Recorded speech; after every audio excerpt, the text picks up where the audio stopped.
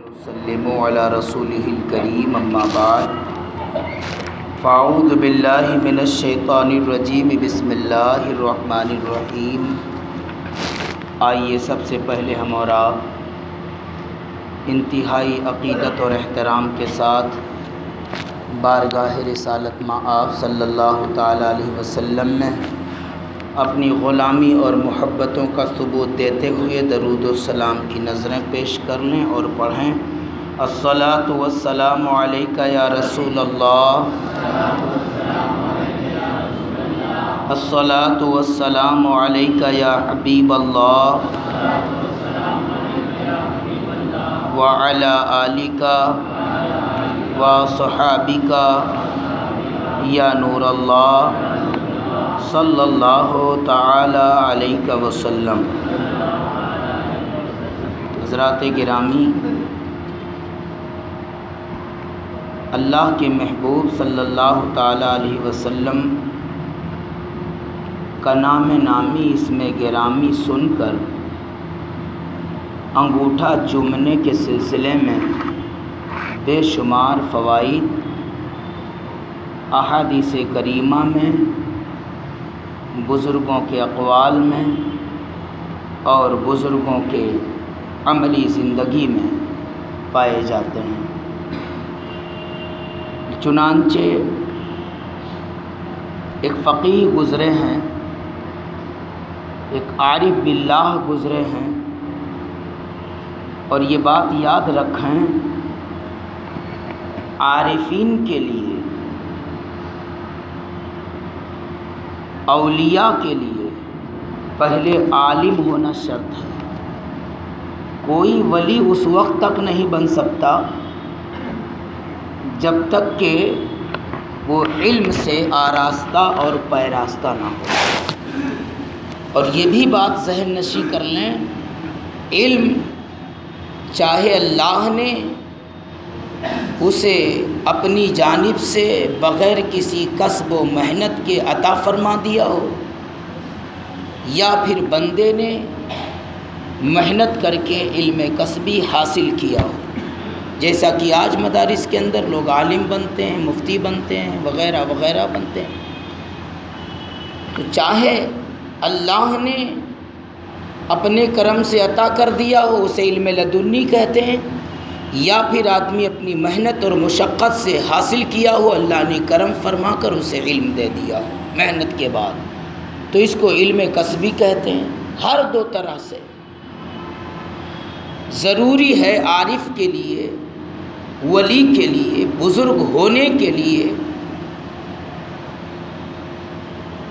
علم کا حاصل ہونا، عالم ہونا، جیسا کہ قرآن کریم میں اللہ رب العزت فرماتا ہے انما یخشی اللہ من عبادہ العلماء، اللہ کو اس کے بندوں میں سے صرف علم والے ہی ڈرتے ہیں۔ اور ولی وہی ہوتا ہے جو خدا کو ڈرے، جتنا بڑا وہ خوف خدا رکھنے والا ہوگا اتنا ہی بڑا وہ ولی کہلائے گا، بزرگ کہلائے گا، کیونکہ اللہ نے فرما دیا اِنَّ أَكْرَمَكُمْ عِندَ اللَّهِ أَتْقَاكُمْ، تم میں سے سب سے بزرگ اللہ کی بارگاہ میں وہ ہے، مقبول وہ ہے جو سب سے زیادہ متقی ہو۔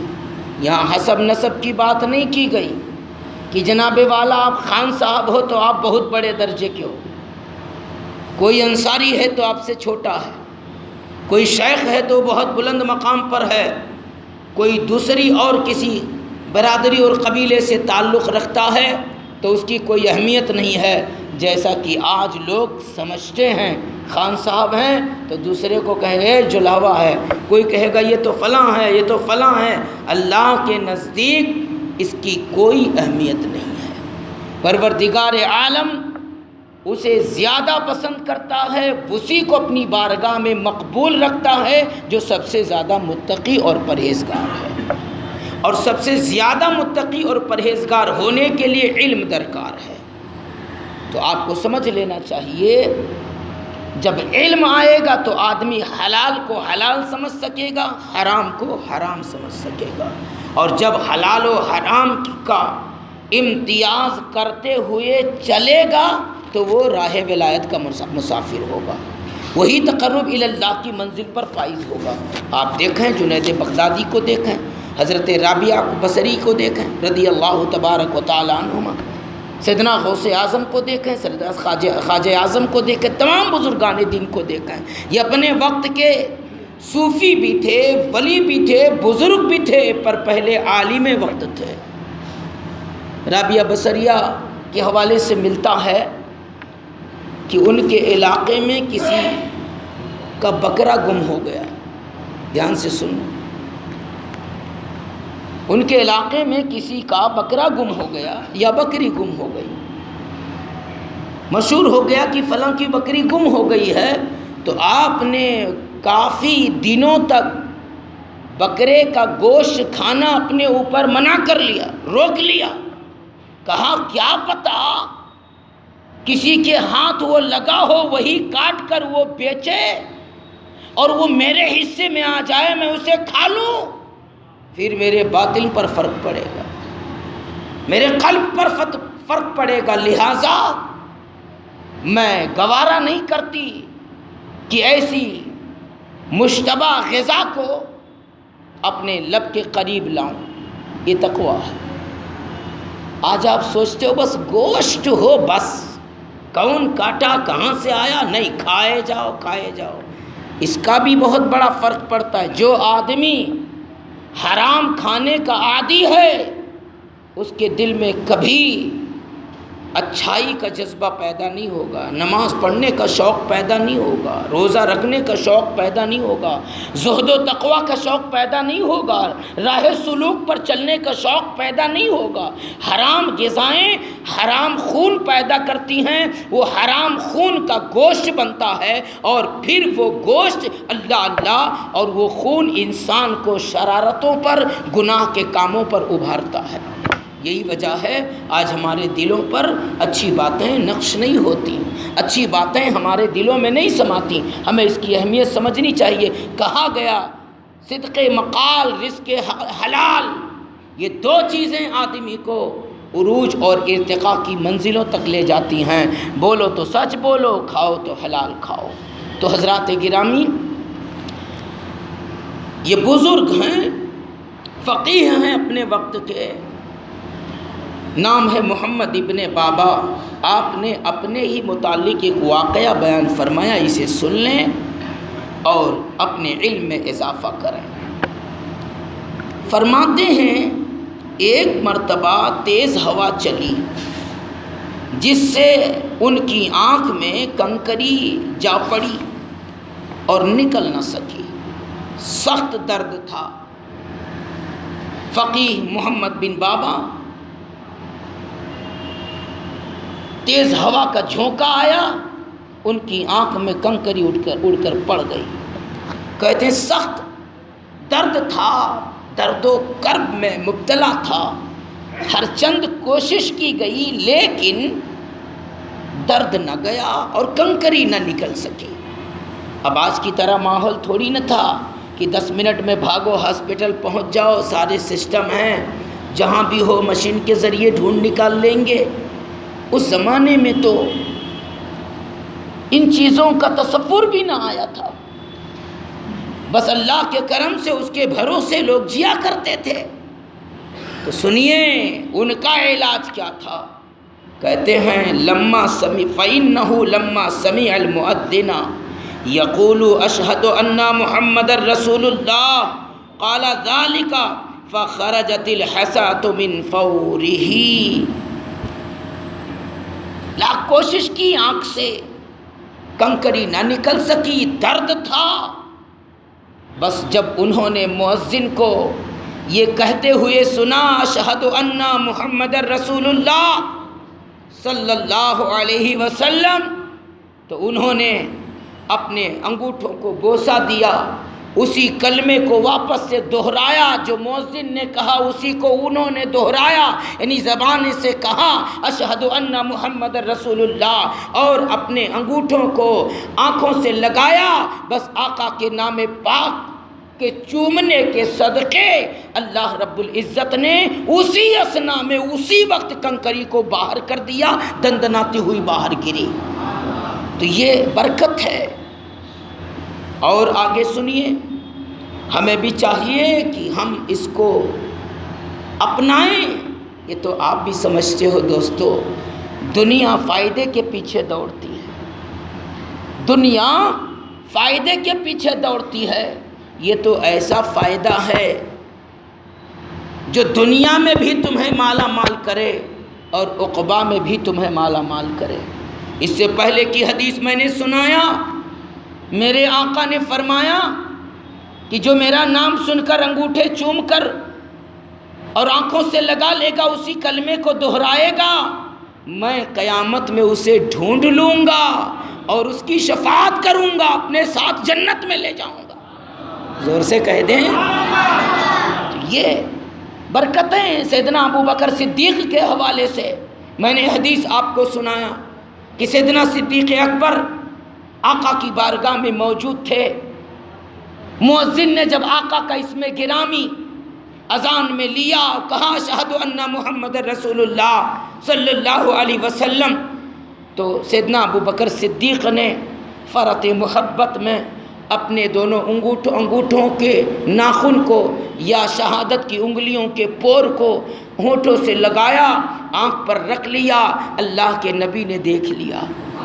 اگر غلط تھا تو آقا منع فرما دیتے، روک دیتے، منع نہیں کیا، بلکہ کہا جو آدمی ایسا ہی کرے گا جیسے کہ میرے دوست صدیق نے کیا ہے، تو کل قیامت میں میں اس کی شفاعت کروں گا اور اپنے پیچھے پیچھے جنت میں لے جاؤں گا۔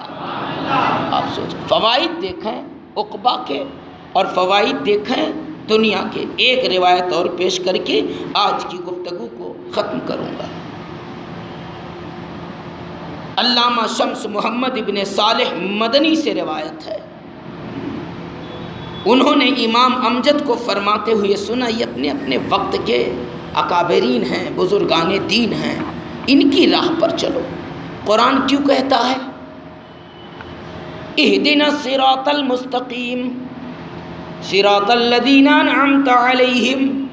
نماز میں تم پر سورہ فاتحہ پڑھنا لازم قرار دیا گیا، اور بندوں کو رب نے تعلیم فرمائی، بندوں کہو با ادب اپنے رب کی بارگاہ میں کھڑے ہو کر کہو اے مولا تو ہمیں سیدھا راستہ چلا، راستہ ان لوگوں کا جن پر تو نے انعام کیا ہے، یعنی اولیاء کا راستہ، یہ بزرگان دین کا راستہ ہے۔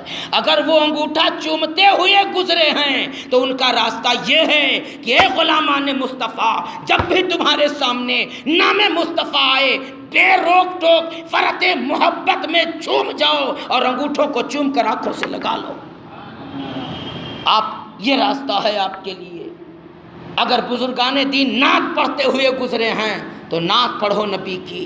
بزرگان دین حضور کی محبت میں بے مثال رہے ہیں تو حضور کی محبت میں آپ بھی بے مثال بننے کی کوشش کرو۔ یہ بزرگوں کا راستہ ہے۔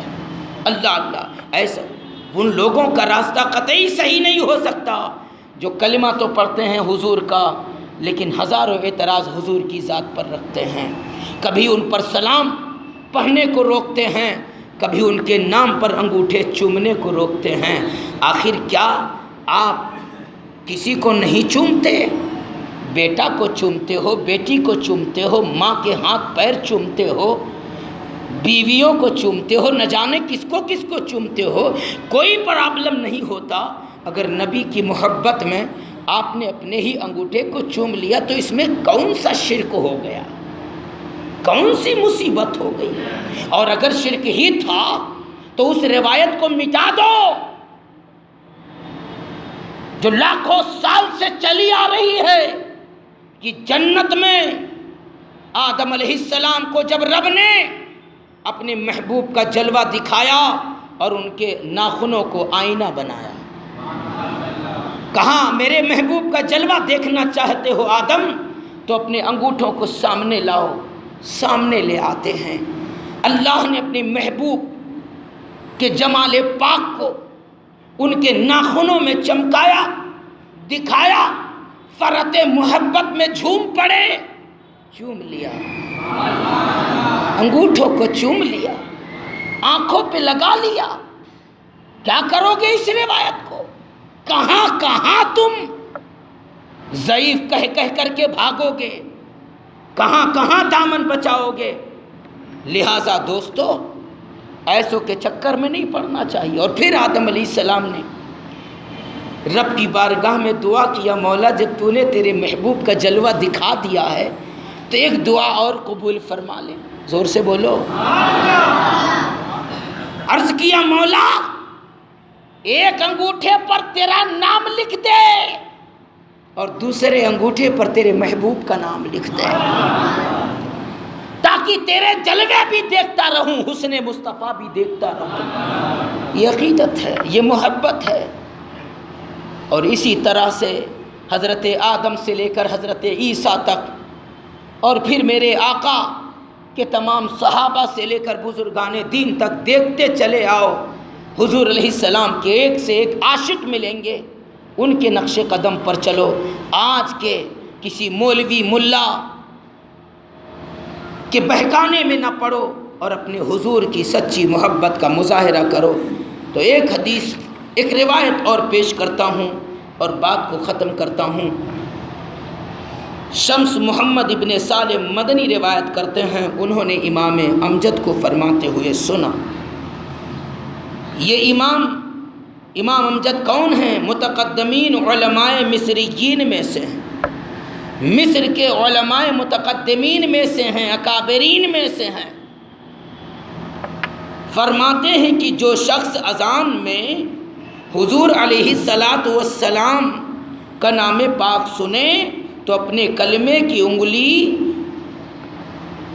اور انگوٹھا جمع کر کے فقبلہما ومسح بہما عینیہ لم یرمد ابدا۔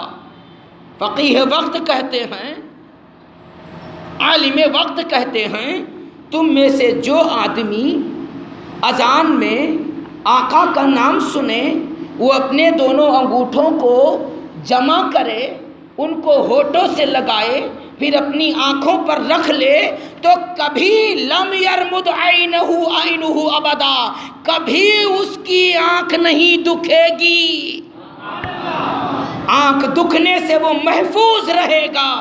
اور یہ وہ لوگ ہیں جنہوں نے صرف کہا نہیں، تجربہ بھی کیا۔ فرماتے ہیں وقال لی کل منہا منذ فعلتہ لم یرمد عینی، کہتے ہیں اور ہم میں سے ہر کوئی جس نے بھی، مفہوم ہے، آقا علیہ السلام کا نام نامی اس میں گرامی سن کر انگوٹھا چوما، لم یرمد عینی، تو ہماری آنکھ کبھی نہیں دکھی۔